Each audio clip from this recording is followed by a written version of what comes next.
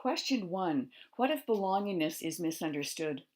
Belonging has been a theme in the BC achievement contracts of each school district over the last few years, especially since Aboriginal enhancement agreements have been part of the achievement contracts. Belongingness is important to strive for because we consider schools to be inclusive, additionally promoting student wellness.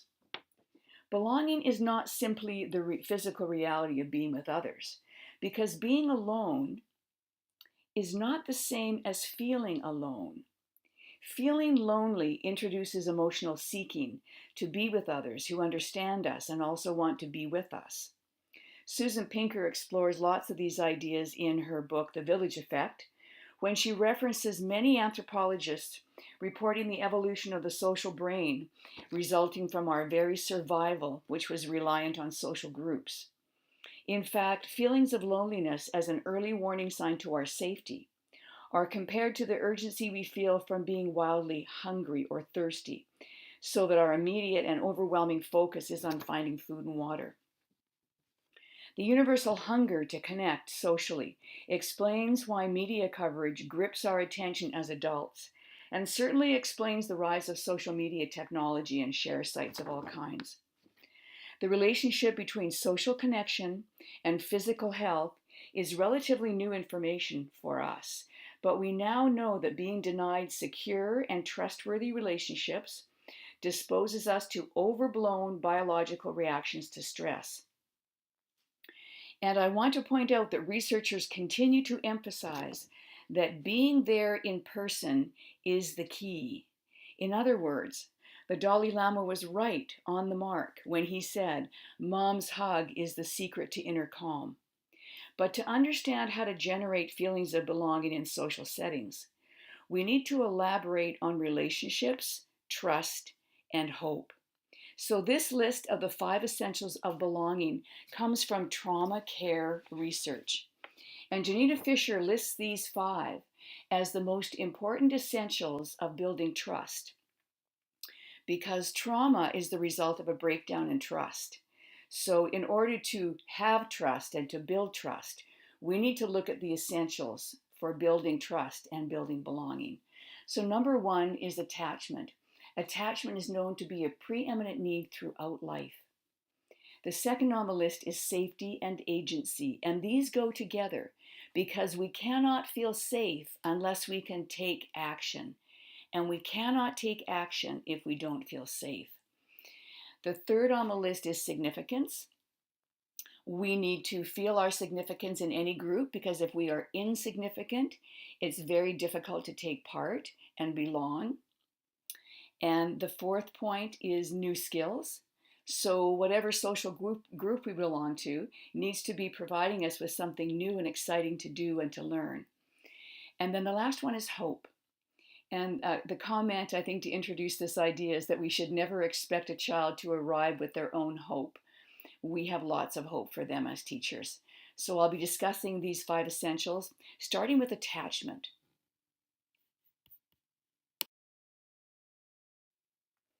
Attachment is first on that list because attachment relationships are known to be an emotional necessity. In Deborah McNamara's book, Rest, Play, Grow, she says that attachment relationships are every bit as critical as oxygen. Attachment is a preeminent need throughout life, and with sufficient emotional connection, we become more emotionally open, emotionally available, and emotionally responsive to others, no matter at what age our relationships begin to improve. Attachment over the preschool years is a foundation for sufficient emotional maturity and readiness for a challenging context like school. But constant proximity of child and parent is simply not possible past age 5 or 6 in this complex society we have created. So as a result, our children face an abundance of separation. And separation is emotionally unsettling and even gives us very alarming feelings. So not only is the old metaphorical question, how far will your apron string stretch? And that's how do parents tolerate being away from their children? But the other side of that coin is how do children tolerate being away from those crucial attachment relationships that give them calmness and confidence? But attachment modes are actually the answer for how to stay connected when we're apart from our children. Relationships which give us feelings of safety and belonging at school can be nurtured using these attachment modes. And I think only the first 3 or 4 are the most useful to us. Those are the ones we need to work on. So, attachment is nurtured through these modes. And the modes are our senses, noticing sameness, also belonging and loyalty, which can be worked on together, and then feelings of significance, but also feeling loved and wanting to be fully known. If we work on the first 3 or 4, we're going to find that we can create school attachment, we can create better relationships, because children actually do not function very well outside of relationships, and they don't know how to initiate or maintain or sustain relationships. Adults know how to do that. So we have to know how to use these attachment modes, and I'm going to talk about each one. Attachment through senses. At the earliest ages, we connect through our senses. In fact, all of us can feel we don't belong or cannot connect to others when the place doesn't smell right to us, or the sights and sounds are overwhelming. Maybe the pace of people moving about is too slow or too fast. Perhaps someone is too aggressive with their greeting, shaking our hand too vigorously and getting into our personal space, and that feels intimidating to us. Our senses will automatically put us on guard. We feel separate from others in this strange context. We feel like we don't belong. But of course, the opposite is also true. When the smells, sights, and sounds become familiar, there is a relaxation of the oversensitivity of our senses. We can feel the connection to the people in this familiar context. If you see in this photo, the youngest child is having the most difficulty holding on to that bird and enjoying the whole experience, where her older 2 brothers seem to be handling things just fine, especially the older boy who has actually 2 birds that he's holding on to. Young children who need ongoing orientation to sense their context will be those who need more time to explore the school or classroom than we might think. They need to understand how the room is organized. They need to hear their name often from a teacher who is delighted with them. And of course, they're going to forget our name repeatedly, and they will definitely accept at times being ignored or isolated or even resist contact from others. These children will have difficulty sitting or standing still or lining up because their senses are guiding or interfering with conscious attention. These children might have difficulty eating lunch in the group also, since the smells and sounds and movement are too much for the rest and digest mechanism to work. In elementary schools, we come across several children who have issues eating lunch in the group because there has to be a measure of rest to digest. They have to be able to relax somewhat for their body to accept food. Overall, if we can notice which sensory experiences are difficult for young children, we can use ongoing orientation to guide and coach, which is much more gentle than discipline or corrections. Orientation attempts to speed up the familiarity necessary for children to feel relaxed in the new context of school, so we can tour kids around the classroom or the building as many times as we need to. We can tour the playground so kids know what it's like to be in all the corners of the field and in which parts they're most likely to find their friends also. Sameness is the second mode to use to develop relationships, to make up for the lack of being with when kids are feeling very separate or they have some kind of separation anxieties. We can use the mode of sameness. In as many ways as possible, engage the child's senses to notice how much the same a child is to ourselves. You're wearing my favorite color, you might say. Wow, our shoes are quite a bit the same, and I play the guitar too. Pop culture provides many short quips to use with teens for acknowledging sameness. Simply saying something like agreed or you got it, like that, I like the way you think. That can get you in and out of an interaction pretty quickly. And these comments don't have to be too deep because we don't want a teen to refuse. We don't want to evoke a refusal from a teen. So we want the comments to be authentic, so the child has no doubt that she has many things in common with the teacher. The goal is to share evidence of this new mode of attaching. Children will emulate those they accept sameness with. They will tend to agree with us, take our point of view, repeat our words, believe what we say, follow our directions, maybe also walk like us or use our expressions, and they'll certainly internalize the class routines that we set. Children who need our help to notice and experience sameness are those who express a sense of feeling different or not belonging. They fear they are not normal. They say they don't have friends, or they cannot initiate play with others and cannot work in groups. Working on sameness creates relationship with us and can also be used in the same way to coach friendship relationships between that child and other students. Belonging and loyalty go together. So if we work on belonging, then loyalty will follow. We promote feelings of belonging when we say, I chose you for my class. I care about you. I missed you. You come up with good ideas for this class. I thought you would like that because I do, and so does the class. When we recognize strong emotions as legitimate, we also promote belongingness. So we could say, that is frustrating. That is alarming. Yes, that is a lonely feeling. I feel that too. We promote belonging when we continue to express how this child fits in through sameness, praise their attributes, or even recognize the good person they're trying to be and their importance to us, their importance to specific other adults or peers, their importance to certain activities or routines in the class. And when we stand up for a child during an incident, or at least listen fully to their side of the story and connect to their feelings, much more than their words, we cement the belongingness into loyalty. To promote feelings of loyalty, we might say, I understand that. I hear that. I see your strong feelings. I like to hear what you think. I like to see what you make. I know you like fairness, so let's figure this out. I will wait for you. I will listen to you. These are all strong belonging and loyalty statements. Kids need us to believe in their best self, so our comments must be personalized and heartfelt, not overstating in an attempt to improve a child's self-esteem, because that encourages children to be verbose and set low personal expectations for their striving for belonging. We don't need to compare children to each other because they will be doing a lot of that on their own. Usually there's too much comparing.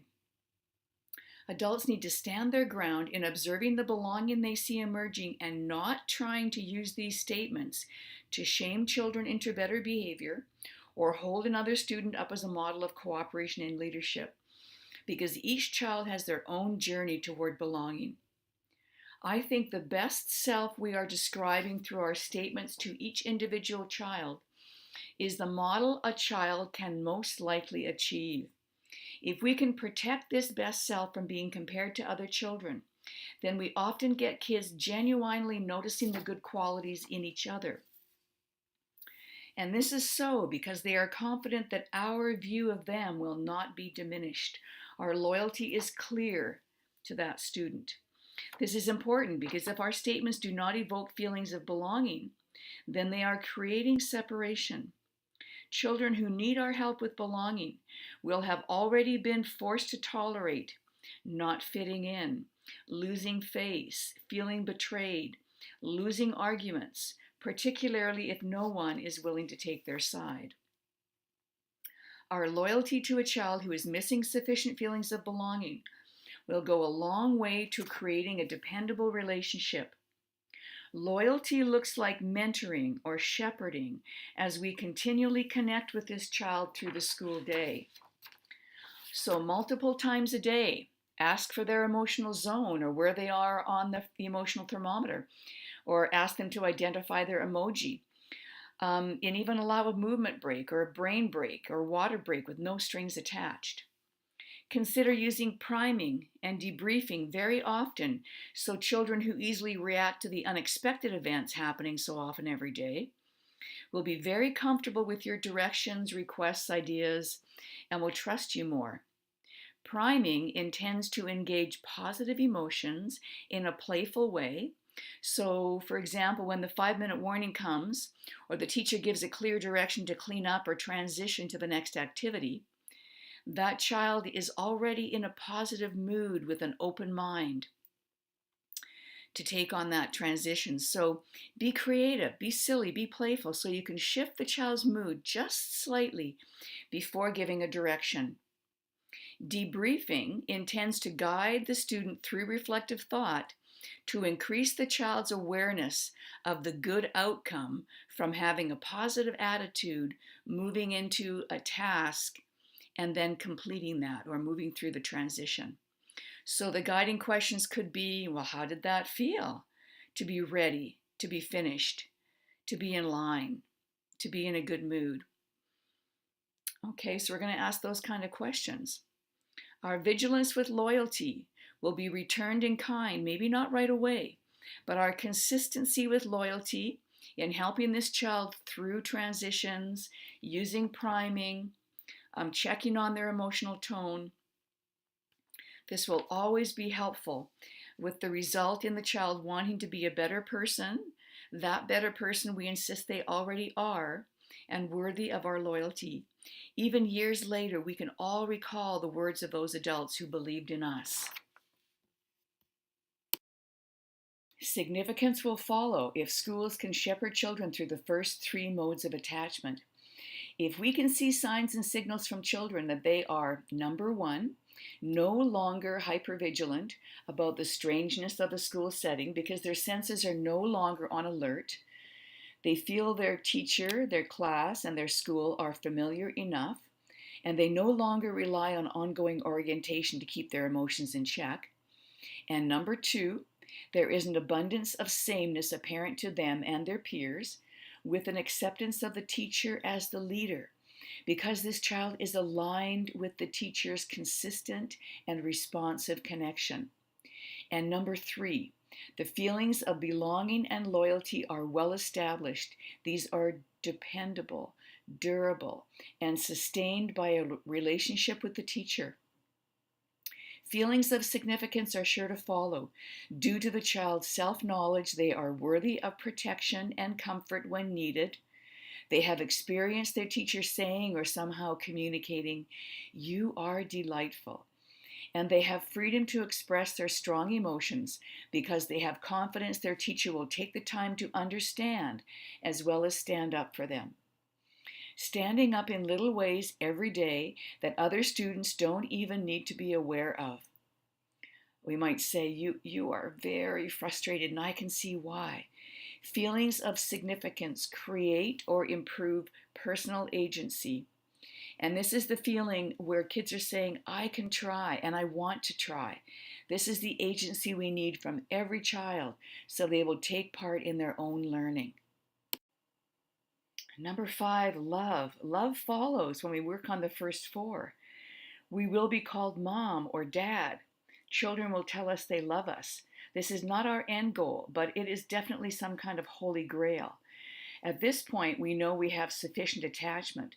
This doesn't mean all problem behavior will simply melt away, but it does mean we have maximized the context necessary to cultivate emotional maturity in this child. And we can work on maintaining this relationship. Being known, just to remind us that this is not only about child development, because attachment is truly about the journey of human development. So wanting to be known to others is the ingredient of our longest lasting and most meaningful relationships. During our youth, we will have many short-lived relationships until we can let down our guard enough to be vulnerable to others about our most heartfelt thoughts and passions. So love and being known are part of the self-actualized person we are all growing to become. It can be a long journey, but we can experience love and being known here and there along the way too. So just to conclude, I find that if the sensory issues with children and youth at school do not ease up within a reasonable length of time, then it's best to really spend some time investigating the sensory sensitivities. Otherwise, the behavior challenges in this child will not easily respond to our abundant use of warm connections. I believe a considerable length of time should address sameness and not the unique person that this child actually is, because remember, our brain will dwell on differences, especially perceptions of strangeness in others. And so not spend nearly enough time considering how much alike we are. So let's do that. Let's talk about the sameness a lot. Second on the list after attachment is safety and agency. Safety and agency are required together, according to trauma research. In other words, feelings of safety rely on taking action, while taking action is not possible without feelings of safety. I like this photo of the two girls at dog obedience class because the adult is clearly in charge of the situation, even though the girl in turquoise is attempting to give directions. The taller girl is looking at the adult, who she knows is a better source of dependable information. She is going to take her cues from the adult. Also, this dog is looking obedient and relaxed because he can depend on his master to protect him, comfort him, delight in him, and organize his feelings. This list of protect me, comfort me, delight in me, and organize my feelings comes from the book The Circle of Security, which sets an intervention program to enhance attachment relationships. So safety and agency also, of course, relies on attachment. I believe enhancing relationships is what we can do in schools. Enhance the relationships we have with students to improve the foundation for future relationships in general. When kids look immature in their cohort and struggle because they are not emotionally ready for the challenges of school, we need to enhance the relationship we have to impact emotional readiness. These girls are working well with this adult in this photo because there is sufficient safety and agency. But the next essential of belongingness is significance. Feeling significant is a basic emotional need. And feeling insignificant is a very wounding experience. Gordon Neufeld talks a lot about this in his materials. There can be multiple wounds to any child's significance every day, like not feeling wanted, not feeling valued, facing lack of approval, losing favor or not being preferred, not feeling important, not measuring up, fear of being replaced, not being chosen, and not being pursued by friends. But it will be relationships with interesting, active, motivated teacher leaders that will be the number one draw to get kids to school and keep them attending. They will feel significant in relationship with those people. So the sports and music, arts, and other clubs that we can offer are just so important. And even getting kids involved as organizers of school events can be really helpful. This is their significance in learning new skills and the development of self-identity and self-esteem. But some kids cannot engage with organized activities as well as we'd like. And so they do look for situations where they can feel more significant. And peer attachment can be one solution for them. It certainly is not the best solution. And you can see my photo here. I'm trying to depict a preteen gang or a teen gang where these kids are in a group together and trying to meet their own needs for feelings of significance. Peer attachment results in lack of respect for adults or no deference to authority, maybe a clear preference for peers, and foul frustration when adults attempt to control or challenge the communication or the group membership that peers are forming on their own. Kids will tend to disregard or reject adult values when they're peer attached, and they will not seek out adults when they need help. So they really are at risk. And in terms of new skills, peer orientation is a poor substitute for a healthy connection with adults. Our kids become much more difficult to teach, let alone have a relationship with, when they are too focused on that peer attachment group. So relational developmental thinking tries to generate ideas to compete with peers for the attention of students. We can't order kids to see us as more important and worthy of attention than their friends. We can't explain how the future will be undesirable if our children value their friends over time with us. So, this is a situation where we have to win them back. We know active minds need novelty and surprise. So, to keep them interested, we need to be full of new ideas and interesting materials. We need to personalize our choices when possible to fit the interests and skill development of individual children. This is easier said than done, but that is the challenge. Last on the list of essentials for belongingness is hope. Teachers personify hope.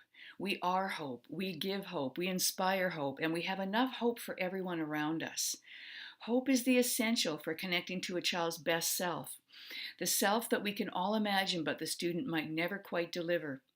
Trauma research notes that we should never expect others to arrive with their own hope. We should have enough for everyone.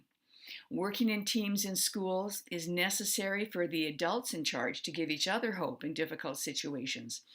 And if we work together on child behavior that is particularly challenging, there can be some good solutions.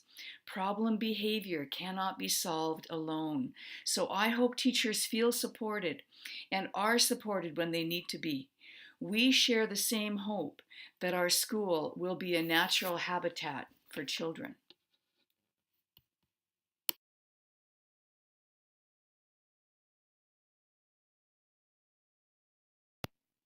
This is a short list of the tools for belongingness.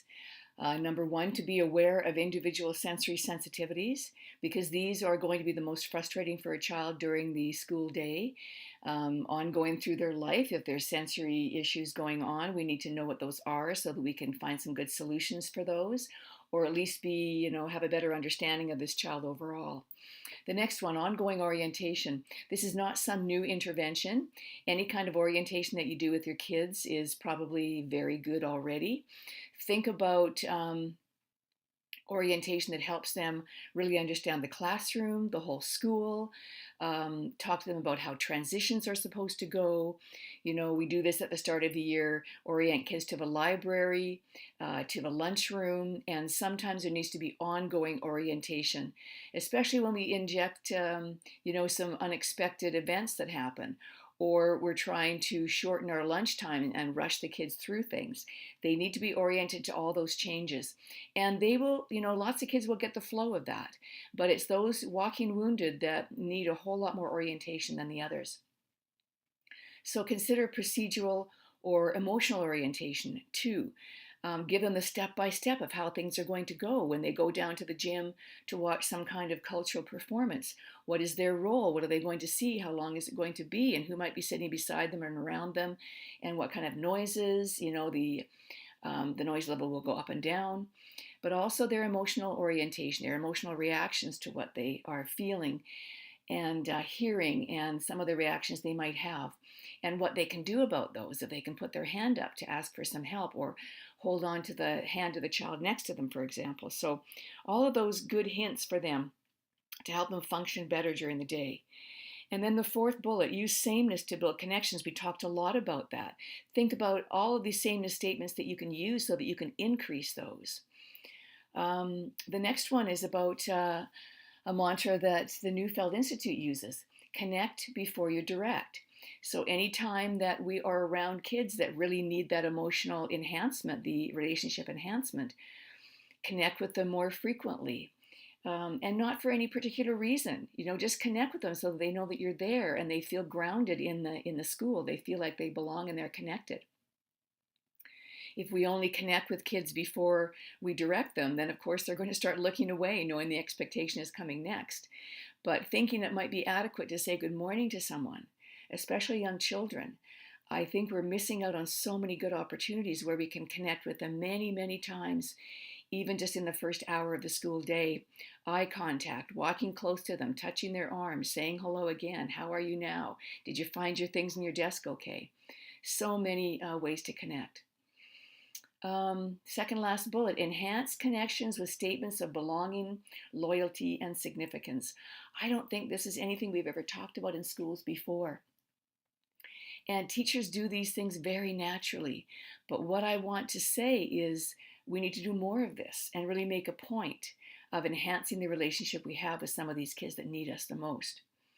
And last on the list, look for signs of improved attachment from students.